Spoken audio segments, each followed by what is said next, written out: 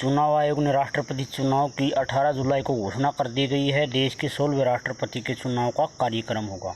क्या है यह कार्यक्रम, विस्तार से चर्चा करते हैं। अनेक जीके के प्रश्न प्रतियोगी परीक्षाओं के लिए 16वें राष्ट्रपति चुनाव का ऐलान। 18 जुलाई को वोटिंग और 21 जुलाई को मतों की गणना होगी यदि निर्विरोध निर्वाचन नहीं हुआ।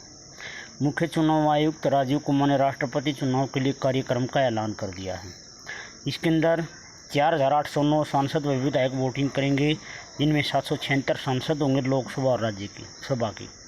4033 विधायक होंगे। लोकसभा और राज्यसभा के मनोनीत सदस्य इसमें मतदान नहीं कर पाएंगे। मनोनीत मतलब राष्ट्रपति द्वारा मनोनीत किए गए लगाए गए, जो बिना चुनाव के जीते होते हैं। राज्यसभा के 12 और लोकसभा के 2 इसमें चुनाव नहीं कर पाएंगे।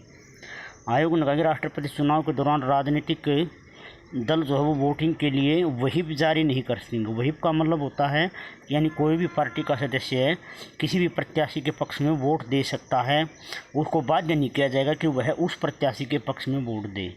यदि कोई पार्टी के निर्देशों के मुताबिक मतदान नहीं करता है तो उसकी सदस्यता को कोई खतरा नहीं होगा, यानी राष्ट्रपति पार्टी लाइन में रह करके उसको वोट डालने के लिए मजबूर नहीं करेगी और उसकी सदस्यता को एक तरह से रद्द नहीं करेगी। इसी को व्हिप कहा जाता है। यदि कोई भी सदस्य पार्टी के व्हिप के तहत यदि कोई पार्टी के निर्देशों के खिलाफ वोटिंग करता है तो उसकी सदस्यता खत्म नहीं होगी। अगला है वोटिंग के लिए आयोग की ओर से ही मुहैया कराई जाएगी कलम, उसी का इस्तेमाल करना होगा। यदि कोई सदस्य वोटिंग के दौरान दूसरी कलम का प्रयोग करता है तो वोट रद्द हो जाएगा और चुनाव सीक्रेट बैलेट के जरिए होगा। सीक्रेट बैलेट का मतलब क्या है, एक तरह से गुप्त मतदान। तारीखें क्या है, 15 जून नामांकन, 29 जून नामांकन की अंतिम तारीख है, 2 जुलाई को नाम वापसी, 18 जुलाई को मतदान, 21 जुलाई को निर्विरोध न चुने जाने पर एक तरह से राष्ट्रपति की जो नतीजे हैं उनकी घोषणा होगी। यहाँ पर कहा गया है कि अपने अपने विधान परिषद में ही वोट डालेंगे विधायक, और यदि कोई दूसरी जगह है यानी लोकसभा के अंदर जो लोकसभा और राज्यसभा के सदस्य हैं वह संसद में वोट डालेंगे और विधायक अपने अपने विधानसभा उसमें जहां पर उनकी एक तरह से जो विधान परिसर होती है वहां पर डालेंगे। और यदि कोई बाहर है तो 15 दिन पहले आयोग को सूचित करना होगा और जिस क्षेत्र में वहाँ उसके लिए प्रबंधन कर दिया जाएगा। 776 सांसद लोकसभा और राज्यसभा के हैं। 4033 विधायक इसमें भाग लेंगे। एक तरह से जो सांसद हैं लोकसभा राज्यसभा के उनकी वैल्यू 5,43,200 है, यानी एक सांसद के वोट की कीमत 700 होगी, यानी मूल्य। सभी विधायकों के मतों के मूल्य को कुल सांसदों की संख्या से भाग दे करके संसद के एक सदस्य के वोट का जो है ना वो मूल्य माना जाता है इस चुनाव में। इसको ध्यान कर लें कि एक वेरी इंपॉर्टेंट प्रश्न है। देखिए कि जो विधायक होते हैं उनके मतों के मूल्य को सांसदों की संख्या से भाग दे करके संसद के एक सदस्य के वोट की मूल्य यानी कीमत निकाली जाती है। 5,43,231 विधायक के कुल मतों का मूल्य होगा, यानी इसके अंदर इतने विधायक भाग लेंगे। और विधायकों के मत के मूल्य की गणना राज्य की जनसंख्या को वहाँ के विधायकों की संख्या से गुणा आधार से विभाजित किया जाएगा, वो उसकी कीमत होगी, उसको विभाजित। ये 2 वेरी इंपॉर्टेंट है जीके के प्रश्न, ये ध्यान करें। इसका स्क्रीनशॉट भी ले सकते हैं, यहाँ पर मैंने इसको कर दिया है। उत्तर प्रदेश में एक विधायक के वोट की कीमत 208 होगी सबसे ज़्यादा, सिक्किम में केवल 7 होगी सबसे कम। तो ये तो मुख्य है। अगला है जो देश का नया राष्ट्राध्यक्ष राष्ट्रपति उसकी प्रक्रिया कैसी होगी। देश के नए राष्ट्रपति चुनाव जो हो परोक्ष रूप से इलेक्टोरल कॉलेज के द्वारा होगा। ये ध्यान रखें कि है परोक्ष रूप से होता है। परोक्ष क्या होता है, यानी किसी राष्ट्राध्यक्ष को जनता द्वारा चुने गए प्रतिनिधियों द्वारा चुना जाए उसे परोक्ष बोलते हैं। इलेक्टोरल कॉलेज क्या है, इलेक्टोरल कॉलेज एक तरह से लोकसभा के 543 सदस्य, राज्यसभा के चुने गए 233 सदस्य और सभी राज्यों के और केंद्र शासित प्रदेशों के जो विधायक होते हैं उनसे मिलकर के बनता है। इसी को इलेक्टोरल कॉलेज कहा जाता है।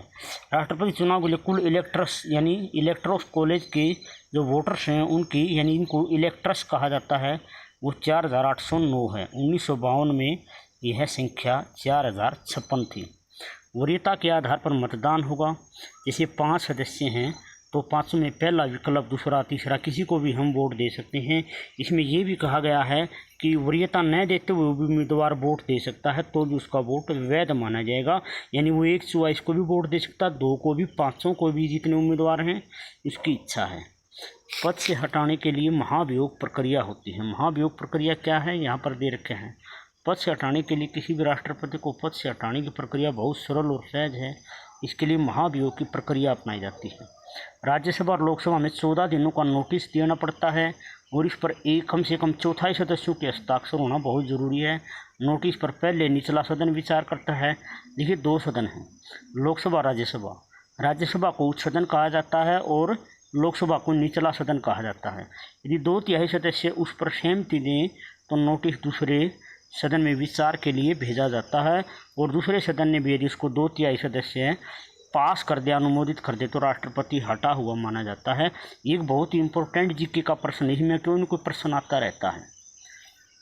पहली बार निर्विरोध निर्वाचन हुआ था, यानी बिना इलेक्शन की। कौन था वो? एक तरह से नीलम संजीव रेड्डी 77 में। निर्दलीय वीवी गिरी ने कांग्रेस के प्रत्याशी नीलम संजीव रेड्डी को हरा दिया था। वीवी गिरी गैर राजनीतिक दर्शन शास्त्री डॉक्टर राधाकृष्णन थे। कार्यकाल के दौरान मृत्यु जाकिर हुसैन की हुई थी।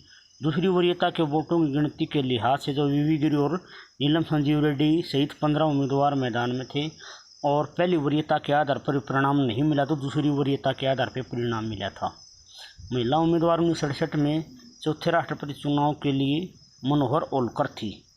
अगला है राष्ट्रपति के पदों का सफ़र। ये देख सकते हैं कि 1952 में कौन बना, 57, 62, 67, 69, 74, 77।